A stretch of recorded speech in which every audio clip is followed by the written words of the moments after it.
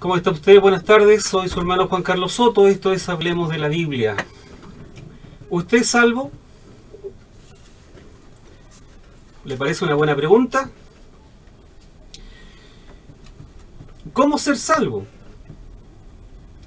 ¿Existe el infierno? De hecho, la Biblia dice que nosotros debemos ser salvos o salvados. Si no existiera infierno, ¿de qué vamos a ser salvos? ¿Salvos de qué? Eso vamos a ver hoy día.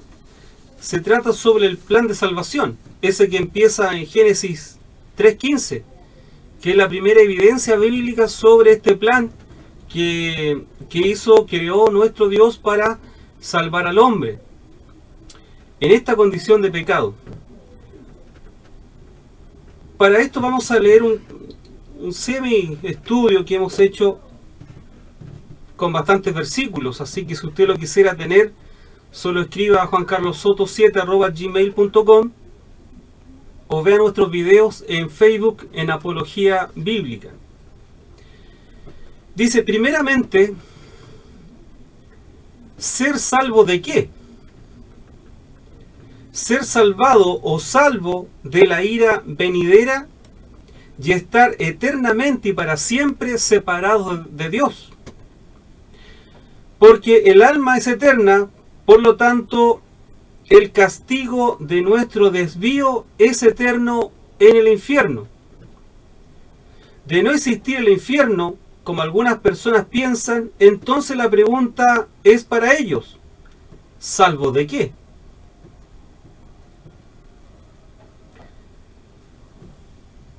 Si el alma muere con el cuerpo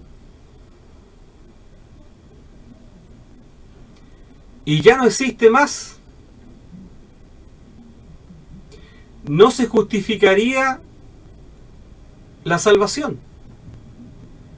Pero como el alma es eterna, aunque el cuerpo perezca, como el alma es eterna, la salvación será eterna. La pregunta más importante de la vida ha sido y seguirá siendo, ¿qué debo hacer para ser salvo? Esta pregunta, bajo diferentes formas, la hicieron varias personas en la Biblia.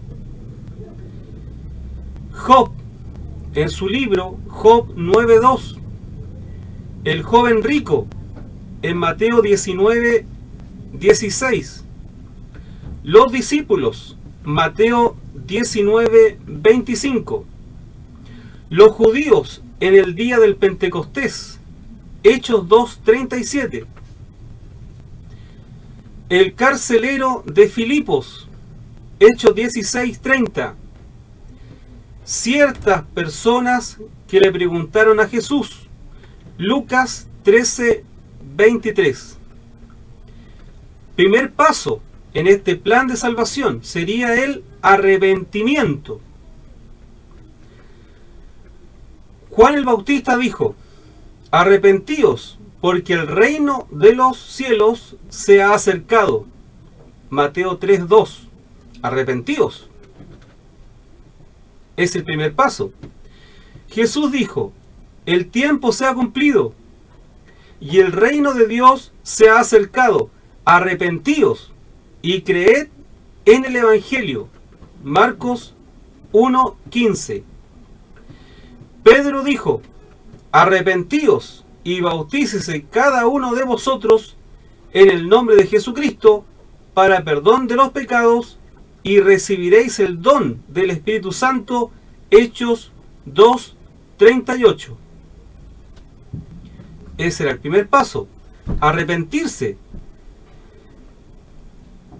El Espíritu Santo nos convence de esto, de que somos pecadores, de que hemos estado viviendo lejos de Dios. El arrepentimiento es la primera puerta para ser salvos. Debemos arrepentirnos y aceptar a Jesucristo como nuestro único Señor y Salvador. Pero la primera antesala sería el arrepentimiento. Sin arrepentimiento no hay perdón. Segundo paso, dice creer en el Evangelio. Pablo dijo al carcelero de Filipo, ellos dijeron, cree en el Señor Jesucristo y serás salvo tú y tu casa. Hechos 16:31. Pedro dijo en casa de Cornelio, de este dan testimonio todos los profetas, que todos los que en él creyeren recibirán perdón de pecado por su nombre. Hechos 10:43.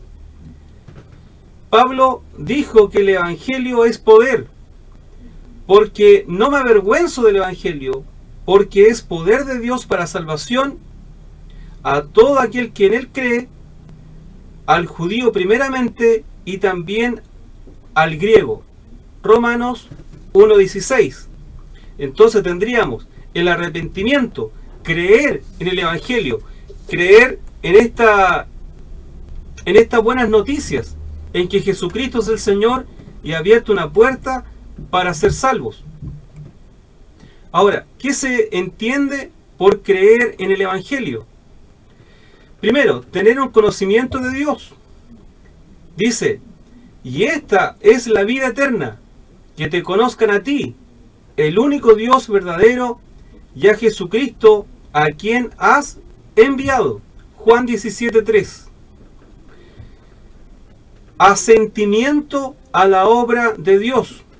Asentir, aceptar, decir que sí, asentir.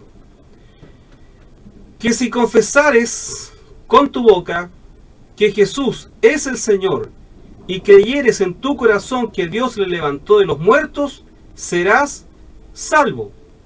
Romanos 10:9. Dice también apropiación de la obra de Dios, hacerla suya, poseerla. Dice, más a todos los que le recibieron, a los que creen en su nombre, les dio potestad de ser hechos hijos de Dios. Juan 1:12. Confianza de la obra de Dios. Dice, pero sin fe es imposible agradar a Dios, porque es necesario que el que se acerca a Dios crea que le hay, y es galardonador de los que le buscan. Hebreos 11:6. Tercer paso, oír y recibir la palabra de Dios. Jesús dijo en el Sermón del Monte, no todo el que me dice, Señor, Señor, entrará en el reino de los cielos, sino el que hace la voluntad de mi Padre que está en los cielos. Mateo 7:21. Otro dice, el autor del libro a los Hebreos escribió, y habiendo sido perfeccionados, vino a ser autor de eterna salvación para todos los que le obedecen. Hebreos 5:9. También, ¿qué dice la Biblia sobre el oír y recibir la palabra? Dice, y estos son los que fueron sembrados en buena tierra, los que oyen la palabra y la reciben y dan fruto a 30, a 60 y a 100 por uno. Marcos 4:20. Otro dice, al oír palabra se alcanza la fe salvadora. Así que la fe es por el oír y el oír por la palabra de Dios. Romanos 10:17. Otra más dice, no es suficiente oír palabra, es necesario recibirla. Bienaventurado el que lee y los que oyen las palabras de esta profecía y guardan las cosas en ellas escritas, porque el tiempo está cerca. Apocalipsis 1:3.